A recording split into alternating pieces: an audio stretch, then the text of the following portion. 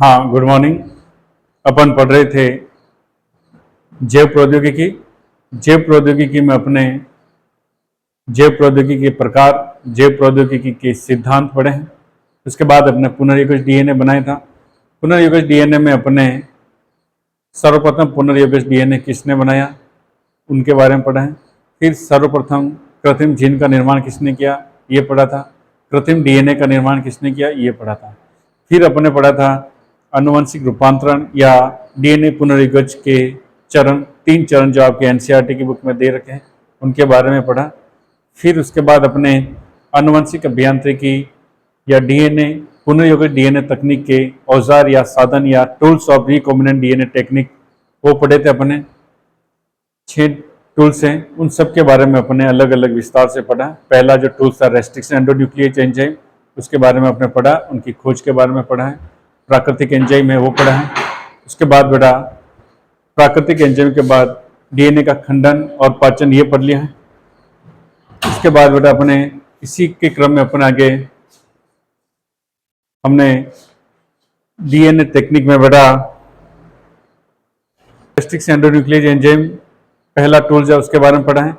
उसकी अपने क्या है उसके बारे में पढ़ लिया कि बेटा एक प्राकृतिक एंजाइम में जो जीवाणु से प्राकृतिक रूप से प्राप्त किया जाता है। आर्बर स्मिथ और नाथन ने इनकी खोज की थी। इस एंजाइम का फिर अपने नामकरण पढ़ा था कि रेस्ट्रिक्शन एंडोन्यूक्लियेज एंजाइम का नामकरण किस प्रकार किया जाता है। उसके बाद बेटा अपने टूल्स में फिर पढ़ा बेटा संवाहक डीएनए या बाह्य डीएनए को जिस डीएनए के साथ जोड़ा जाता है उसे संवाहक डीएनए या वेक्टर डीएनए कहते हैं, उसके बारे में पढ़ा है। फिर अपने पढ़ा बेटा वाहक कोशिका के बारे में जिसे परपोषी कोशिका भी कहते हैं, उसके बारे में पढ़ा है। फिर अपने नेक्स्ट आता बेटा नेक्स्ट जो टॉपिक है टूल्स के बाद कि पुनर्योगज डीएनए तकनीक का प्रक्रम जो है वो भी अपने काफ़ी कुछ पढ़ लिया बेटा। प्रोसेस में बेटा 7 प्रोसेस हैं। पहला प्रोसेस कि डीएनए का पृथक्करण करना, इच्छित जीन युक्त डीएनए का पृथक्करण और विलयन करना, फिर उस डीएनए का खंडन या पाचन व इलेक्ट्रोफोरेसिस करना, यानी इच्छित डीएनए को अलग करने के पश्चात रेस्ट्रिक्शन एंडोन्यूक्लियेज एंजाइम के द्वारा उस डीएनए के खंड करेंगे, उसको खंडित करेंगे या उसका डाइजेस्ट करेंगे, क्योंकि उसको किसके साथ जोड़ना है, संवाहक डीएनए के साथ जोड़ना है। तो खंडन करने के पश्चात इलेक्ट्रोफोरेसिस हमने पढ़ा है कि इलेक्ट्रोफोरेसिस के द्वारा डीएनए खंडों को आकार के आधार पर व्यवस्थित किया जाता है। इसको अपने विस्तार से पहले वाली क्लास में पढ़ लिया है। पीसीआर द्वारा इच्छित जीन का प्रवर्धन करेंगे अपन, ये पढ़ लिया है। टारगेट जीन को वाहक के साथ जोड़ना ये अपने पढ़ लिया है बेटा। पुनर्योगज डीएनए का निर्माण करना ये पढ़ लिया है। अब नेक्स्ट आता है अपना टॉपिक बेटा पुनर्योगज डीएनए जो बनाया है, यानी वाहक बाह्य डीएनए और संवाहक डीएनए। बाह्य डीएनए और संवाहक डीएनए दोनों डीएनए लाइगेज एंजाइम के द्वारा जुड़ते हैं, इससे पुनर्योगज डीएनए का निर्माण होता है। नेक्स्ट स्टेप बेटा पुनर्योगज डीएनए को पर कोशिका में स्थानांतरण। अब ये जो डीएनए है पुनर्योगज डीएनए है, इसकी अनेक कॉपी बनाने के लिए किसी परपोषी कोशिका में स्थानांतरण करेंगे और उस कोशिका में जीन या डीएनए के रेप्लिकेशन के दौरान इसकी भी अनेक सारी कॉपियां बनेगी।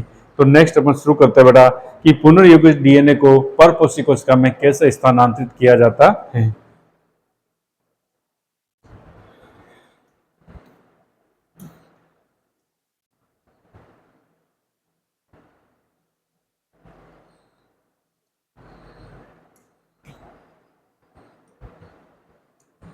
हाँ, पुनर्योगज डीएनए का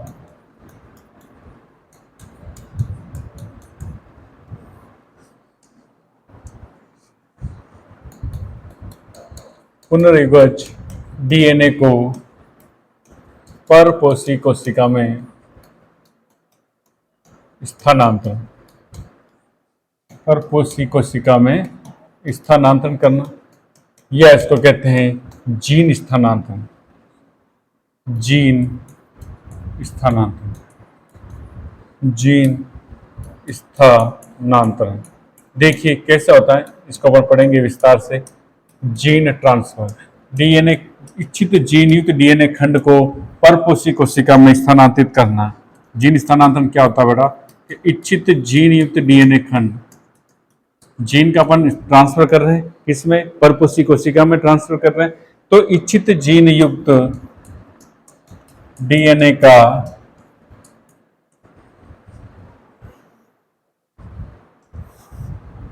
ये जो डीएनए बना है, किस प्रकार का डीएनए अपने पास, किस प्रकार का डीएनए बना, पुनर्योगज डीएनए जिसमें इच्छित जीन है। तो इच्छित जीन युक्त पुनर्योगज डीएनए का परपोषी कोशिका में, परपोषी कोशिका में प्रवेश करवाना, स्थानांतरण करवाना या प्रवेश करवाना क्या कहलाता है, जीन स्थानांतरण कहलाता है। अब देखिए इच्छित जो जीन अपने पास क्या है बेटा, पुनर्योगज डीएनए है। क्या है, पुनर्योगज डीएनए है। ये पुनर्योगज डीएनए जिसमें दो प्रकार के डीएनए का समावेश है। एक है बाह्य डीएनए जिसे टारगेट जीन भी कहते हैं या टारगेट डीएनए कहते हैं, और दूसरा बेटा वाहक डीएनए, वाहक डीएनए। इनसे जो मिलकर बना बेटा ये पुनर्योगज डीएनए। इस पुनर्योगज डीएनए को अब आगे के प्रोसेस के लिए परपोषी कोशिका में स्थानांतरित किया जाएगा। पुनर्योगज डीएनए को परपोषी कोशिका में स्थानांतरण करना क्या कहलाता है, जीन स्थानांतरण कहलाता है। जीन स्थानांतरण जो है, अब देखिए पुनर्योगज डीएनए बनने के पश्चात उसे किसी परपोषी कोशिका में दो प्रकार से स्थानांतरित या दो प्रकार से प्रवेश करवाया जा सकता है। एक तो ऐसी विधि है जिसमें किसी वाहक का प्रयोग करते हैं, उस वाहक के प्रयोग के द्वारा जीन का स्थानांतरण कर किया जाता है। जैसे बेटा ये अपने क्या क्या है, इस इच्छित जीन को पुनर्योगज डीएनए का परपोषी कोशिका में स्थानांतरण, यानी जो इच्छित जीन थी उसको पहले क्या बनाया, पुनर्योगज डीएनए बनाया। इच्छित जीन का पुनर्योगज डीएनए बनाकर उसको बेटा वाहक के द्वारा अपने क्या किया है, स्थानांतरण किया है किसी परपोषी कोशिका में। दूसरी विधि बिना वाहक का यूज किए किसी डीएनए खंड को किसी कोशिका में प्रविष्ट करवाना, वो है बेटा बिना किसी वाहक के प्रयोग किए वो डायरेक्ट जीन ट्रांसफर हो जाएगा, और वाहक के प्रयोग के द्वारा जीन का परपोषी कोशिका में स्थानांतरण हो जाएगा इनडायरेक्ट ट्रांसफर। तो नेक्स्ट बेटा इसके जो प्रकार हैं जीन स्थानांतरण के, दो प्रकार से हो सकता है जीन स्थानांतरण।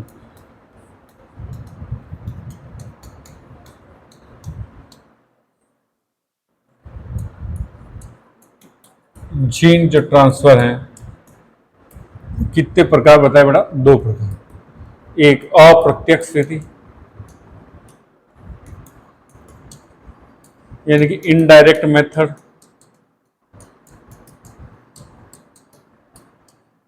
और दूसरा है प्रत्यक्ष विधि या इसको लिखते हैं डायरेक्ट मेथड। तो इनडायरेक्ट मेथड और डायरेक्ट मेथड। देखिए इनडायरेक्ट मेथड में क्या किया जाता है, इनडायरेक्ट मेथड में इसमें डीएनए को किसी वाहक के साथ जोड़ा जाता है, फिर उस वाहक के साथ डीएनए को किसी परपोषी कोशिका में स्थानांतरित करवाया जाता है। परपोषी कोशिका के प्रकार के आधार पर वाहक अलग अलग प्रकार के होते हैं, अपने पढ़ा है। मुख्य कॉमन जो वाहक होता है प्लाज्मिड होता है, प्लाज्मिड क्या ये भी अपने पढ़ रखा है। तो बेटा इसमें क्या किया जाता है कि इच्छित जीन या इसको अपन कह सकते हैं डीएनए खंडी होता है। जीन क्या होता है, एक डीएनए खंड ही है। तो इच्छित जीन को पहले किसके साथ, वाहक के साथ जोड़कर वाहक द्वारा, यानी इसमें किसकी सहायता ली जा रही है, वाहक के द्वारा किसमें ट्रांसफर करना, परपोषी कोशिका में। वाहक के द्वारा परपोषी कोशिका में प्रवेश करवाना, परपोषी कोशिका में प्रवेश करवाना, ये बेटा है इनडायरेक्ट मेथड। यानी इसमें किसका यूज किया जाता है, वाहक की सहायता ली जाती है। यानी इसको ऐसा लिख सकते हैं वाहक द्वारा जीन स्थानांतरण। ये किस प्रकार का स्थानांतरण है, इनडायरेक्ट प्रकार का, इनडायरेक्ट विधि या अप्रत्यक्ष प्रकार से जीन को स्थानांतरित करवा रहे हैं। दूसरा जो प्रकार है बेटा प्रत्यक्ष विधि में क्या होता है, प्रत्यक्ष विधि में बिना वाहक के उपयोग के सीधे परपोषी कोशिका में स्थानांतरण, सीधे परपोषी कोशिका में क्या करवाना, जीन का प्रवेश करवाना, या जीन का स्थानांतरण, जीन का प्रवेश करवाना या जीन का स्थानांतरण क्या कहलाता है बेटा? प्रत्यक्ष प्रकार का, प्रत्यक्ष विधि द्वारा जीन का स्थानांतरण। यदि इसमें लिख सकते हैं अपन बिना वाहक के उपयोग से, बिना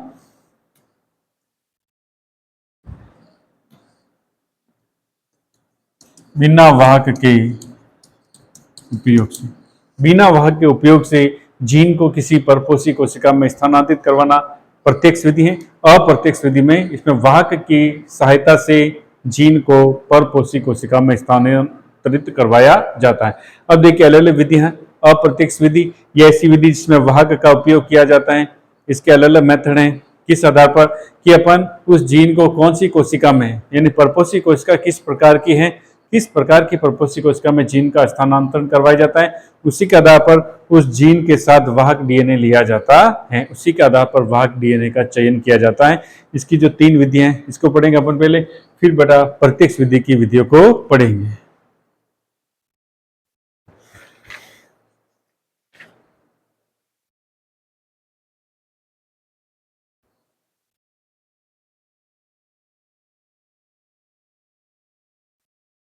ठीक है बेटा, तो अपन शुरू करते हैं।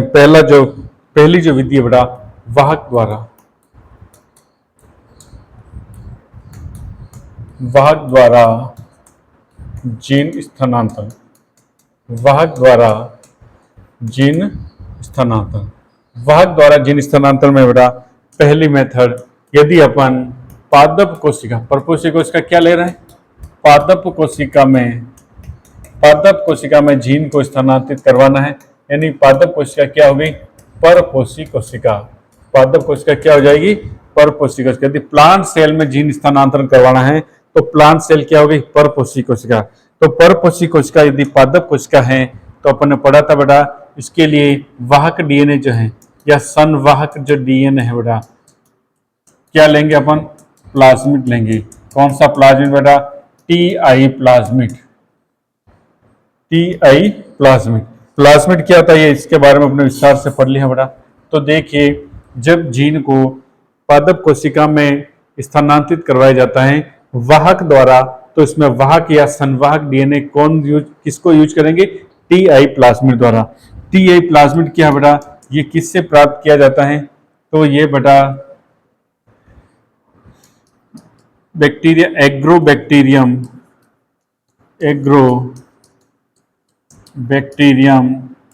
ट्यूमिफिशियंस, एग्रोबैक्टीरियम ट्यूमिफिशियंस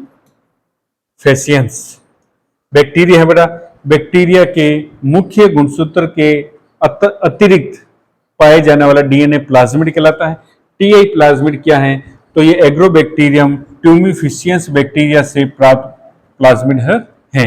देखिए बेटा एग्रोबैक्टीरियम ट्यूमिफिशियंस जीवाणु जो है किस प्रकार का जीवाणु है, ये बेटा इसके जो प्लाज्मिड है उसमें 2 भाग होते हैं। उसको पढ़ने से पहले बेटा ये ध्यान रखना है कि एग्रोबैक्टीरियम ट्यूमिफिशियंस में ये बेटा द्विबीजपत्री जो पौधे हैं उन पौधों में, द्विबीजपत्री पौधों में क्या उत्पन्न करता है, गांठें उत्पन्न करता है। कौन उत्पन्न करता है बेटा, ये गांठ उत्पन्न करने का रोग कौन कर रहा है, एग्रोबैक्टीरियम ट्यूमिफिशियंस, एग्रोबैक्टीरियम ट्यूमिफिशियंस। अब गांठ उत्पन्न किसके कारण होती है, क्योंकि इसमें बेटा क्या कारण उसका, टीआई प्लाज्मिड ही है।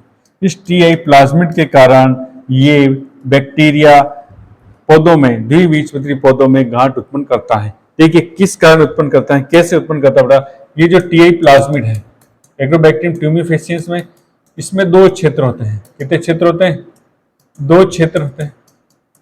देखिए केस कौन कौन से, एक होता है बेटा इसमें टीएनए पार्ट होता है, एक होता है बेटा विरुलेंट पार्ट, विरुलेंट पार्ट या विरुलेंस।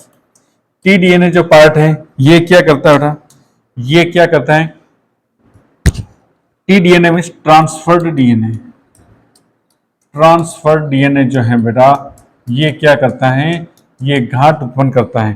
टीडीएनए जो है ये पौधे की कोशिका के डीएनए के साथ जुड़कर, पौधे की कोशिकाओं के डीएनए के साथ जुड़कर ये गांठें उत्पन्न करता है। तो ये क्या लिखना बेटा इसमें, ये जो ट्रांसफर डीएनए है पौधों की जो सेल हैं उसके जीनोम यानी डीएनए से जुड़कर क्या उत्पन्न करेगा, गांठें उत्पन्न करता है। दूसरा प्रकार का जो टीआई प्लाज्मिड का दूसरा जो भाग है बेटा, विरुलेंट भाग, विरुलेंट पार्ट, विरुलेंट क्षेत्र। ये विरुलेंट क्षेत्र क्या होता है, ये ट्रांसफर डीएनए को पादप कोशिकाओं में स्थानांतरित करने के लिए सहायता करता है। विरुलेंट पार्ट क्या करता है,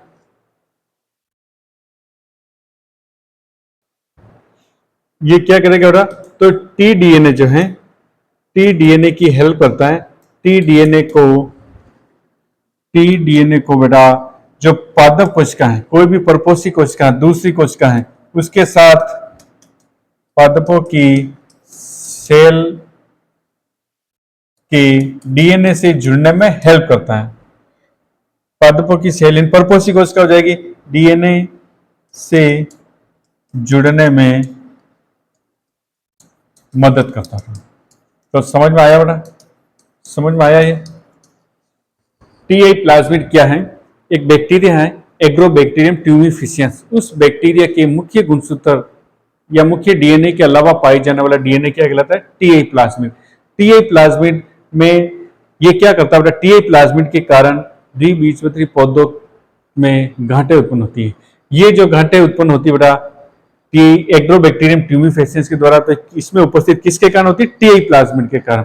टीआई प्लाज्मिड में दो क्षेत्र होते हैं, एक टी डीएनए पार्ट और एक virulent part. T DNA part को ट्रांसफर डीएनए कहते हैं। ये बेटा क्या करता है, जिस पादप में ये बैक्टीरिया होता है उस पादप की कोशिका के डीएनए के साथ जुड़कर गांठें उत्पन्न करता है। विरुलेंट पार्ट इसको टी डीएनए को पादप की कोशिका यानी परपोषी कोशिका के जीनोम के साथ जुड़ने में सहायता करवाता है। देखिए बेटा वापस समझिए इधर डायग्राम से, ये एक प्लाज्मिड है, ये क्या बेटा, टीआई प्लाज्मिड। किससे प्राप्त है, ये किससे प्राप्त होता है, तो आप लिखोगे बेटा एग्रोबैक्टीरियम ट्यूमिफेसियंस, ट्यूमिफेसियंस बैक्टीरिया से, इस बैक्टीरिया में होता है। इसमें बेटा दो पार्ट होते हैं, एक ये जो पार्ट है बेटा, ये मैंने लिख दिया, ये है टी डीएनए, ये टी डीएनए, और एक क्षेत्र है, दूसरा क्षेत्र होता है बेटा, ये है बेटा विरुलेंट पार्ट, विरुलेंट क्षेत्र या विरुलेंट रीजन। देखिए बेटा क्या होता है, ये जो टी डीएनए है, ये टी डीएनए वाला पार्ट परपोषी पादप कोशिका के साथ जुड़ता है और उसके डीएनए के साथ मिलकर बेटा रेप्लिकेशन के द्वारा फिर ये अपने लक्षण प्रकट करता है, पादप में गांठें उत्पन्न करता है। तो ये टीआई प्लाज्मिड अब इसमें अपने वाहक के रूप में कैसे यूज करते हैं, पादप परपोषी कोशिका में। देखिए इच्छित जो जीन है बेटा, इच्छित अपने जो टारगेट जीन है, उस टारगेट जीन और ये टीआई प्लाज्मिड है, अपने डीएनए खंडों के पाचन वाले प्रोसेस में पढ़ा है कि ये बेटा वाहक डीएनए है,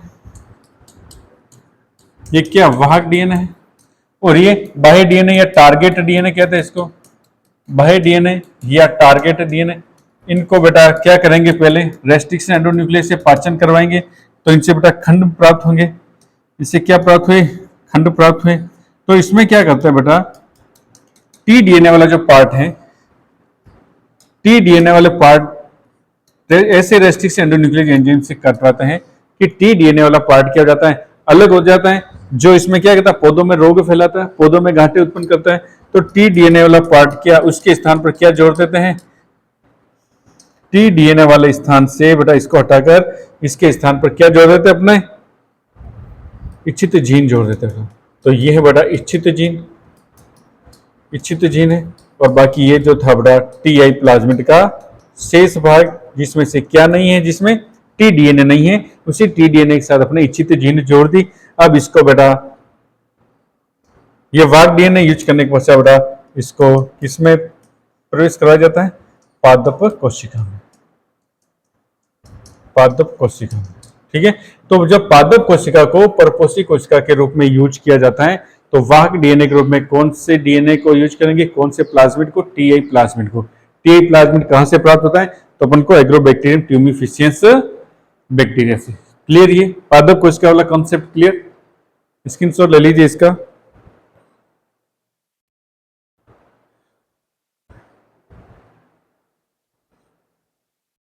ठीक है बेटा, अब ये जो डीएनए मिला ना अपन को, ये कैसा डीएनए, पुनर्योगिक डीएनए, कैसा डीएनए? पुनर्योगज डीएनए, या इसको कहते हैं disarmed DNA, disarmed DNA. Clear बेटा? तो पादप कोशिका में जीन का स्थानांतरण। दूसरा बेटा जो प्रकार है वाहक के द्वारा जंतु कोशिका में, यदि जंतु कोशिका को अपन परपोषी के रूप में यूज कर रहे हैं, जंतु कोशिका में जीन स्थानांतरण, जंतु कोशिका में जब जीन का स्थानांतरण करना होगा तो बेटा वाहक डीएनए के रूप में किसको यूज करेंगे? वाहक डीएनए के रूप में बेटा पहले अपन पढ़ चुके हैं, रेट्रोवायरस को यूज करेंगे। जब अपन परपोषी कोशिका के रूप में जंतु कोशिका को ले रहे हैं तो इच्छित डीएनए को किस डीएनए के साथ जोड़ेंगे, यानी किस वाहक डीएनए के साथ जोड़ेंगे? रेट्रोवायरस के रूप में। देखिए ये जैसे वायरस का डीएनए, ये वायरस का पार्ट है बेटा। मान लो वायरस में ये बड़ा कैंसर उत्पन्न करने वाली जीन है, क्या उत्पन्न कर रही है? ऑन्कोवायरस है, इसमें कैंसर उत्पन्न करने वाली जीन है। तो क्या करते हैं बेटा, इस जीन को, ये जो जीन है कैंसर उत्पन्न करने वाली जीन को हटाकर, इस जीन को हटाकर इसके स्थान पर क्या जोड़ देते हैं? इसके स्थान पर बेटा इच्छित जीन युक्त डीएनए खंड जोड़ देते हैं। जिनकी क्लोनिंग करनी होती है, इच्छित जीन क्या कर देते हैं? जोड़ देते हैं। इच्छित जीन जोड़ देते हैं, इससे क्या बन जाएगा बेटा? ये क्या बन जाएगा? डिसआर्म डीएनए बन जाएगा। ये क्या बन गया? डिसआर्म डीएनए या पुनर्योगज डीएनए, या बेटा इसको लिखते हैं डिसआर्म। जंतु कोशिका में जीन के स्थानांतरण के लिए वाहक डीएनए जो है क्या यूज करेंगे? रेट्रोवायरस यूज करेंगे। किसका यूज करेंगे बेटा? रेट्रोवायरस का। देखिए ये क्या है? रोग फैलाने वाले हैं। तो बेटा क्या, जैसे ये वायरस है रोग फैलाने वाला वायरस है, इस वायरस का जो रोगजनक भाग है, ये मान लो रोग कारक भाग है, इस रोग कारक भाग, ये रोग कारक भाग की जीन है, इसको हटाकर क्या जोड़ देते हैं? यहाँ पर इच्छित जीन जोड़ देते हैं। क्या जोड़ देते हैं बेटा? इच्छित जीन जोड़कर, इच्छित जीन जोड़ना। तो बेटा कैसे करते हैं इसमें कि वायरस का जो रोग कारक भाग है, वायरस के रोग कारक भाग की जीन को हटाकर इच्छित जीन को जोड़ा जाता है। तो रोग कारक भाग को हटाकर इच्छित जीन जोड़ना, ठीक है। फिर इसको बेटा जंतु कोशिका में, परपोषी कौन सी कोशिका? जंतु कोशिका में स्थानांतरित करवाया जाता है। क्लियर बेटा? तो वाहक द्वारा जीन का स्थानांतरण में अपने दो चीजें पढ़ ली है। वाहक द्वारा जीन स्थानांतरण में एक पादप को परपोषी कोशिका में जीन का स्थानांतरण, और दूसरा जंतु कोशिका में जीन का स्थानांतरण। तीसरा है बेटा, नेक्स्ट है जीवाणु कोशिका में। जीवाणु कोशिका क्या है? परपोषी कोशिका है बेटा। तो जीवाणु कोशिका में जीन स्थानांतरण, यानी परपोषी कोशिका के रूप में अपन क्या ले रहे हैं? जीवाणु ले रहे हैं। तो जीवाणु कोशिका में जीन स्थानांतरण बेटा, gene transfer in bacterial cell,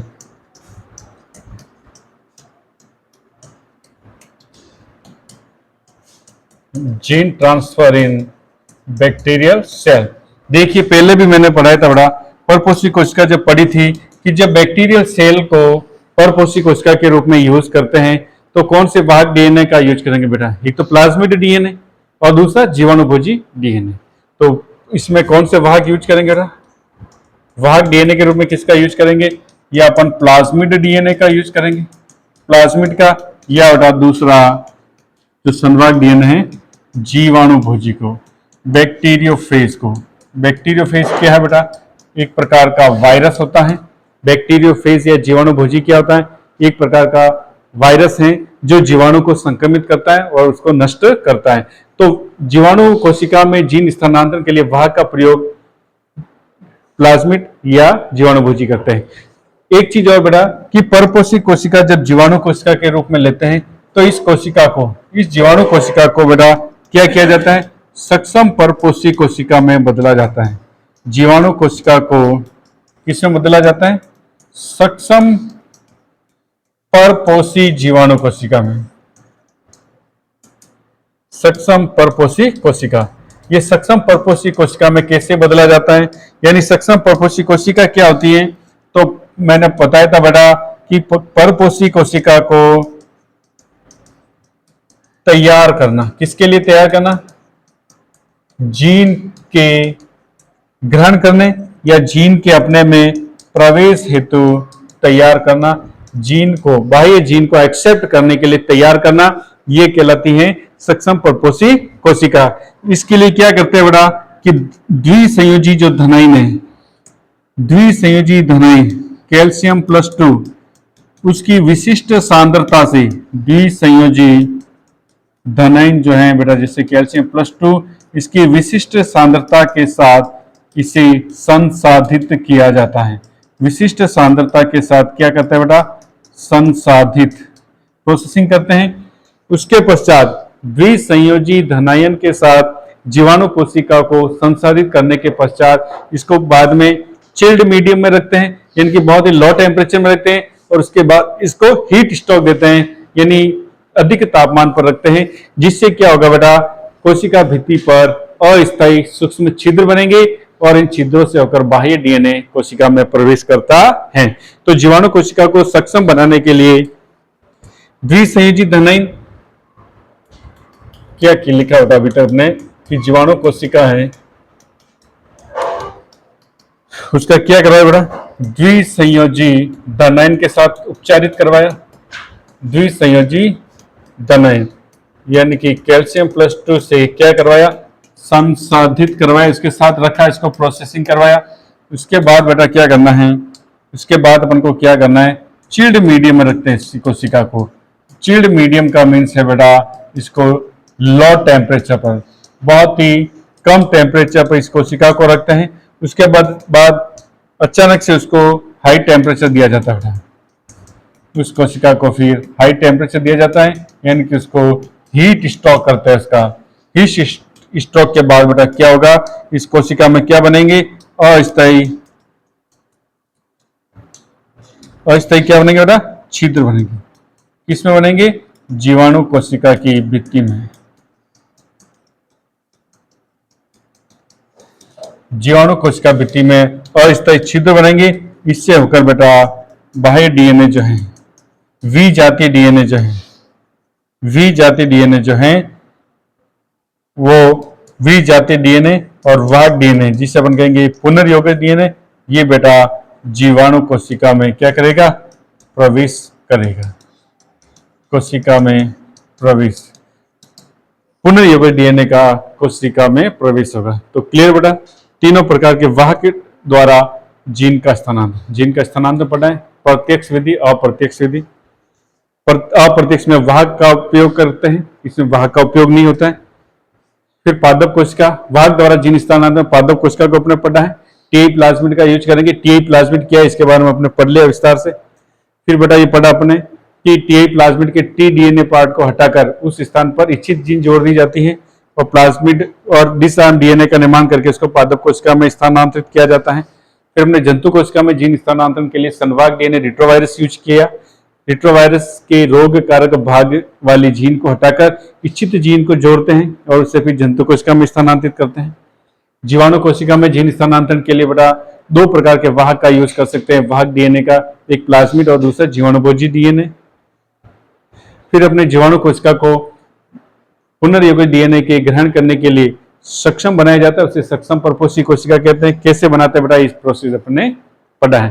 तो ये अपना बेटा पूरा हुआ वाहक द्वारा जीन का स्थानांतरण। नेक्स्ट बेटा अपन पढ़ेंगे दूसरा जो जीन स्थानांतरण का प्रकार है, दूसरा जो जीन स्थानांतरण का प्रकार है बेटा वाहक रहित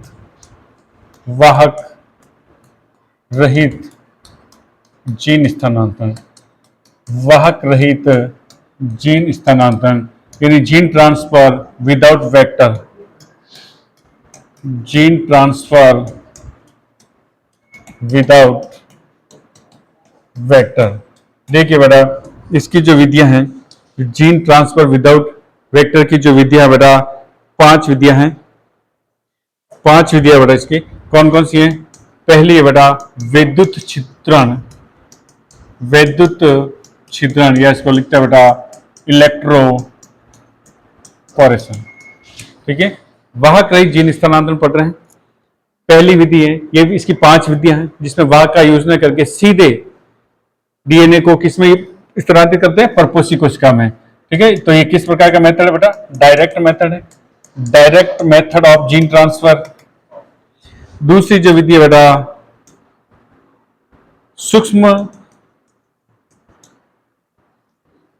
माइक्रो इंजेक्शन, सूक्ष्म इंजेक्शन द्वारा, सूक्ष्म इंजेक्शन,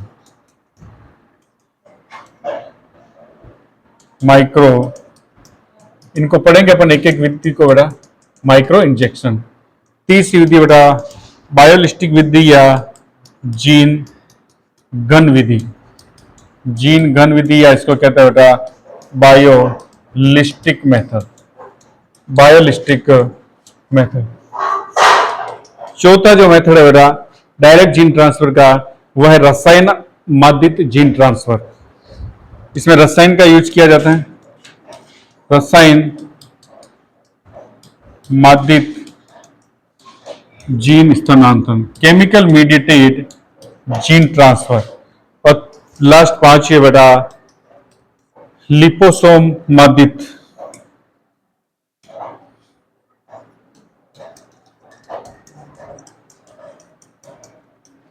लिपोसोम माध्यित जीन स्थानांतरण। तो देखिए बेटा लिपोसोम मीडिएटेड जीन ट्रांसफर और केमिकल मीडिएटेड जीन ट्रांसफर। तो अपन पढ़ रहे बेटा वाहक रहित जीन स्थानांतरण, परपोषी कोशिका में डीएनए को सीधे बिना वाहक के यूज किए प्रवेश करवाना, वाहक रहित जीन स्थानांतरण है। इसमें अपन 5 विधियां पढ़ेंगे बेटा। पहली विधि है विद्युत छिद्रण इलेक्ट्रोपोरेसिस, दूसरी है सूक्ष्म इंजेक्शन, तीसरी जीन गन विधि या बायोलिस्टिक विधि, चौथी विधि है रसायन माध्यित जीन स्थानांतरण और 5वीं लिपोसोम माध्यित जीन स्थानांतरण। इसमें रसायन माध्यित में रसायन का यूज करेंगे और लिपोसोम माध्यित में बेटा लिपिड का यूज करके डीएनए का परपोषी कोशिका में स्थानांतरण करवाएंगे। तो अपन एक एक विधि पढ़ते बेटा। पहली विधि अपन शुरू करते हैं सूक्ष्म छिद्रण। पहली जो डायरेक्ट मेथड है बेटा विद्युत छिद्रण, विद्युत छिद्रण, इलेक्ट्रोपोरेसिस। इलेक्ट्रोपोरेसिस द्वारा जीन का स्थानांतरण कैसे करते हैं बेटा? देखिए इस विधि में क्या किया जाता है। इस विधि में विद्युत छिद्रण यानी विद्युत के द्वारा क्या उत्पन्न करवाएंगे? छिद्र उत्पन्न करवाएंगे। किसमें? परपोषी कोशिका में। 3 चीजें ध्यान रखनी है। विद्युत का यूज किया जाएगा यानी विद्युत विभव का यूज करके विभव के यूज से छिद्रण यानी छिद्र उत्पन्न करना। किसमें? परपोषी कोशिका में। तो बेटा इसमें विद्युत क्षेत्र में किसको रखेंगे बेटा? परपोषी कोशिका को। विद्युत छिद्र में क्या करेंगे? विद्युत क्षेत्र में परपोषी कोशिका को रखेंगे तो इसमें क्या उत्पन्न हो जाएंगे बेटा? सूक्ष्म छिद्र उत्पन्न होंगे। इन सूक्ष्म छिद्रों से क्या एंटर कर जाएगा बेटा? डीएनए। इसमें डीएनए क्या करेगा बेटा? डीएनए का क्या हो जाएगा? प्रवेश हो जाएगा। तो ये विधि बेटा सिंपल है, विद्युत छिद्रण द्वारा जीन स्थानांतरण। दूसरी विधि है बेटा माइक्रो इंजेक्शन। माइक्रो इंजेक्शन या सूक्ष्म छिद्रण। माइक्रो इंजेक्शन या सूक्ष्म निवेशन। माइक्रो इंजेक्शन या इसको दूसरे क्या नाम है इसका? सूक्ष्म निवेशन या सूक्ष्म अंतःक्षेपण। सूक्ष्म अंतःक्षेपण। देखिए बेटा क्या होता है सूक्ष्म अंतःक्षेपण, ये किस प्रकार की विधि है? तो ये भी बेटा अपन कहेंगे जीन स्थानांतरण की डायरेक्ट या प्रत्यक्ष विधि है। इसमें क्या किया जाता है? इसमें एक इंजेक्शन का यूज किया जाता है बेटा। वो इंजेक्शन कैसा होता है? जैसे ये परपोषी कोशिका है, ये क्या होस्ट सेल है। इस होस्ट सेल में इंजेक्शन के द्वारा ये क्या होता है? माइक्रो इंजेक्शन है। इस माइक्रो इंजेक्शन के द्वारा सीधे डीएनए को होस्ट सेल में प्रवेश करवाया जाता है। माइक्रो इंजेक्शन की जो सिरिंज होती है बेटा, वो याद रखना है। इसकी जो सुई होती है बहुत माइक्रो सूक्ष्म होती है, 0.5 से 1 माइक्रोन की होती है। ठीक है। और इस विधि का उपयोग मुख्यतया जंतु कोशिका में जीन स्थानांतरण के लिए किया जाता है। जंतु कोशिका के लिए, यदि जंतु कोशिका में जीन का स्थानांतरण करना है, जंतु कोशिका में जीन के स्थानांतरण हेतु माइक्रो इंजेक्शन मेथड का यूज करके, माइक्रो इंजेक्शन के द्वारा सीधे डीएनए को जंतु कोशिका में प्रविष्ट करवाया जाता है। ये जीन गन विधि हो गई बेटा। कौन सी विधि हो गई? जीन गन विधि हो गई। सॉरी, सूक्ष्म इंजेक्शन विधि हो गई, माइक्रो इंजेक्शन विधि। जीन गन विधि अब हम पढ़ेंगे। जीन गन विधि में क्या होता है बेटा, देखिए तीसरी विधि है जीन गन, या इसको कहता है बेटा biolistic method. Biolistic method of gene transfer. छोटे छोटे सवाल आता है बेटा इसमें। देखिए जीन गन विधि या biolistic method of gene transfer क्या है? इसमें क्या किया जाता है, डीएनए की बौछार की जाती है। जैसे गन से अपने गोली की बौछार होती है, उसी तरह इसमें डीएनए की क्या की जाएगी, डीएनए की परपोषी कोशिका पर बौछार की जाती है। किसके द्वारा बेटा? सोने की या टंगस्टन की पतली पर्णिका के द्वारा डीएनए की बौछार की जाती है। तो इसमें क्या लिखना बेटा,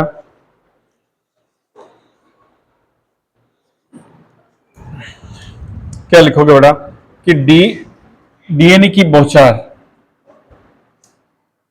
हाँ डीएनए की क्या की जाती है, इसमें बौछार की जाती है। एक चीज और ध्यान रखना बेटा, इसमें डीएनए की जो बौछार की जाती है गोल्ड या टंगस्टन, टंगस्टन गोल्ड या टंगस्टन की परत से, गोल्ड या टंगस्टन की परत से डीएनए की बौछार की जाती है बेटा। कहां पर? परपोषी कोशिका में, परपोषी कोशिका में।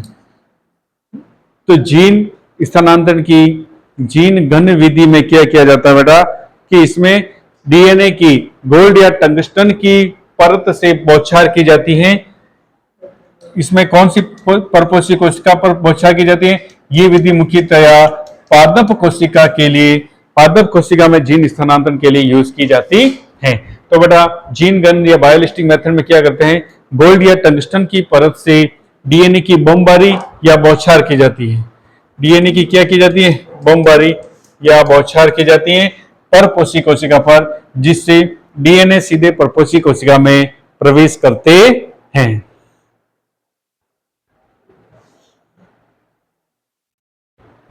नेक्स्ट जो मेथड है बेटा, चौथा मेथड है रसायन माध्यित, रसायन माध्यित जीन स्थानांतरण।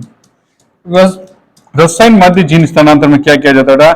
इसमें रसायनों का उपयोग करके परपोषी कोशिका में जीन का स्थानांतरण किया जाता है। इसमें कौन से रसायन का यूज किया जाता है? तो आपको याद रखना बेटा, एक तो है poly ethylene, poly ethylene glycol, PEG, poly ethylene glycol, व डेक्स्ट्रा सल्फेट,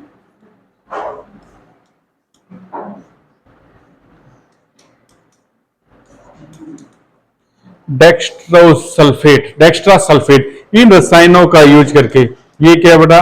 रसायन। इन रसायनों के द्वारा परपोषी कोशिका में, या उसे कहेंगे बेटा परपोषी कोशिका को ग्राही कोशिका भी कहते हैं। क्या कह सकते हैं? ग्राही कोशिका में क्या किया जाता है? जीन स्थानांतरित किए जाते हैं। तो ये जो अपन विधियां पढ़ रहे हैं बेटा, ये किस प्रकार की विधियां हैं?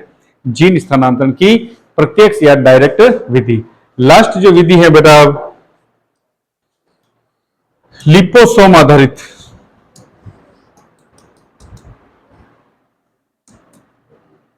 लास्ट पांचवा मेथड है बेटा लिपोसोम मीडिएटेड या लिपोसोम आधारित जीन स्थानांतरण। लिपोसोम आधारित जीन स्थानांतरण ये क्या बेटा? तो liposome mediated gene transfer. Liposome mediated gene transfer में क्या होता है, लिपोसोम आधारित जीन स्थानांतरण में क्या होगा बेटा, देखिए इसमें जो क्या करता है, डीएनए को लिपिड की बनी हुई छोटी छोटी थैलियों में पैक करके परपोषी कोशिका में स्थानांतरित करवाया जाता है। तो इसमें क्या किया जाता है बेटा, डीएनए को लिपिड की थैलियों में बंद किया जाता है। ये क्या बेटा, लिपिड, इसमें क्या पैक किया जाता है, डीएनए। तो ये क्या बेटा, डीएनए युक्त लिपिड की थैलियां, डीएनए युक्त लिपिड बैग्स, लिपिड की क्या है, थैलियां। तो इसमें डीएनए को लिपिड की थैलियों में पैक करके बेटा कोशिका के प्रोटोप्लास्ट के साथ संलयन करवाया जाता है, प्रोटोप्लास्ट के साथ जोड़ा जाता है, प्रोटोप्लास्ट के साथ